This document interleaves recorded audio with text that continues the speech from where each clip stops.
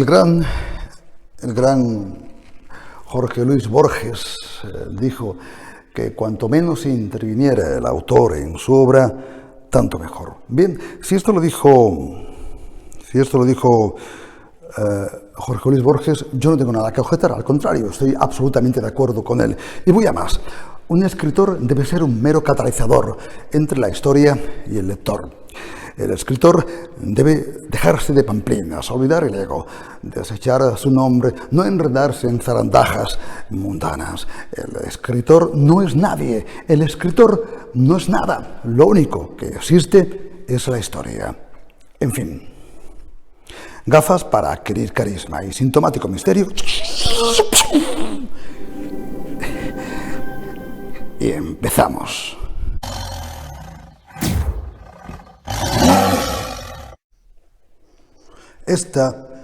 Esta es la última entrega referida al punto de vista. Con este vídeo termino tan espinoso tema y a la vez tan fundamental. Así que útil será dejar caer las conclusiones generales, porque una vez estudiados los 4 puntos cardinales en los que el escritor sitúa su mirada, narrador protagonista, narrador testigo, narrador cuasi omnisciente, narrador omnisciente, hay que indicar que estos puntos de vista, pero que muy rara vez, son puros.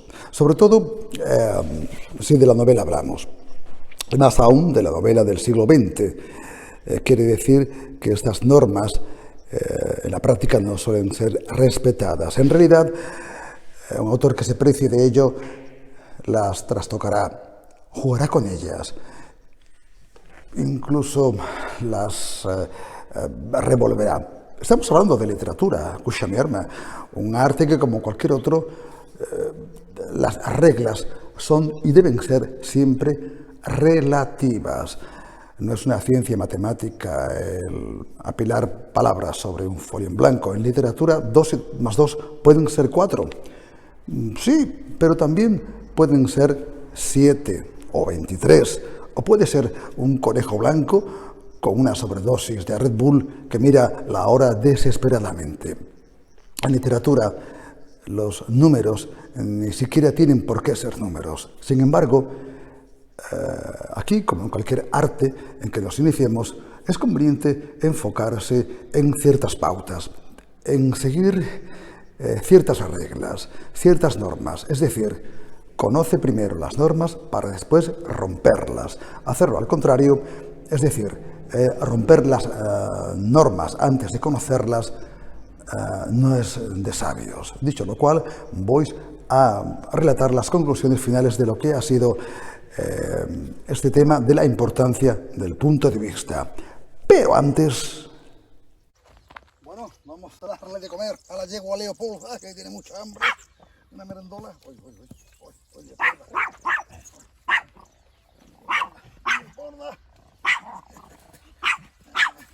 Sigamos. Bien, como digo, y a modo de resumen, vamos a hacer un recuento de los 4 puntos de narradores principales. En un bloque tenemos las narraciones en primera persona, es decir, cuando el que cuenta la historia es un personaje. Dentro de este bloque hay 2 categorías. 1, narrador protagonista. Esto es muy fácil de identificar.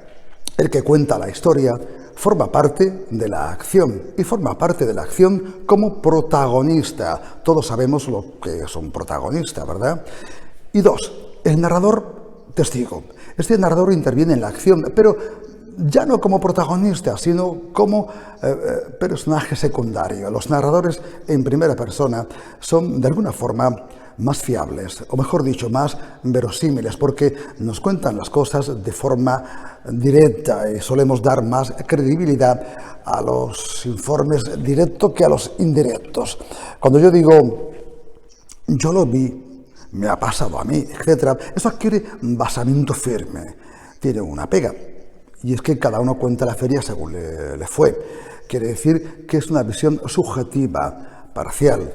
Después, en otro bloque tenemos a los narradores en tercera persona. Aquí también hay 2 vertientes. 1, narrador cuasi omnisciente. Este tipo de narrador ocupa una posición un tanto, digamos, marginal en la historia.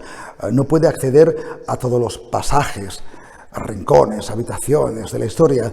Esto es una desventaja porque no tiene el conocimiento absoluto, pero por el contrario proporciona posibilidades para enhilar tramas, intrigas y suspense. Cuando no todo se conoce, se crea más expectativas.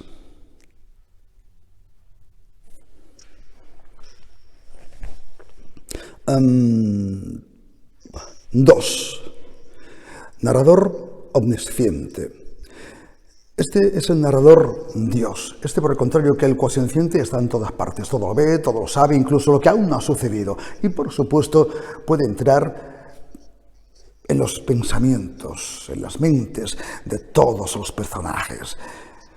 Existe otra mirada, aparte de esto, otra perspectiva a la hora de contar nuestro relato, aunque tal vez más difícil, por lo tanto menos presente en la literatura. Y no es otra cosa que contar los hechos en la segunda persona, el tú. En este caso, alguien le cuenta a otro la historia. Un yo le habla a un tú. Esto, bueno, pues ya digo que no es tan común en la literatura, pero a verlas, haylas, ¿verdad? Un ejemplo puede ser 5 horas con Mario, del gran Delibes, donde una mujer interpela a su marido ya cadáver durante el velatorio. Aunque esta forma de narrar las cosas con el tú es a la vez creo que más recurrente en poesía. Por ejemplo, Becker, ¿no?, con el famoso ¿qué es poesía? Dices mientras clavas en mi pupila tu pupila azul. ¿Qué es poesía? Y tú me lo preguntas, poesía eres tú, con la cara que tienes. Pero quizás tú me preguntes qué punto de vista debo elegir, puedo elegir para escribir mi relato. Bien, eso dependerá de qué tipo de historia vayas a contar. Un poema es más dado a la segunda persona, ¿no?, al tú, cosa que sería más enrevesado en una novela. Pero no, amigo mío, no, amiga mía, que nadie te diga desde qué punto de vista has de escribir tu historia. Eso es algo que debes averiguar. Ese camino has de recorrerlo tú, ha de brotar, forma parte del encanto maravilloso de escribir. Solo recuerda una cosa: cuando el narrador interviene de forma activa en el relato, se dice que el narrador narra.